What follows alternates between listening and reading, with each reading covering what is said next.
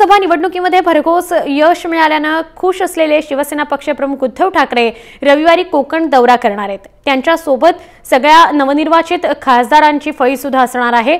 यावेळी आंगणेवाडीच्या भराडी देवीचं दर्शनही ते घेतील, तसंच या दौऱ्यादरम्यान कोकणचा आढावा सुद्धा ते घेतील।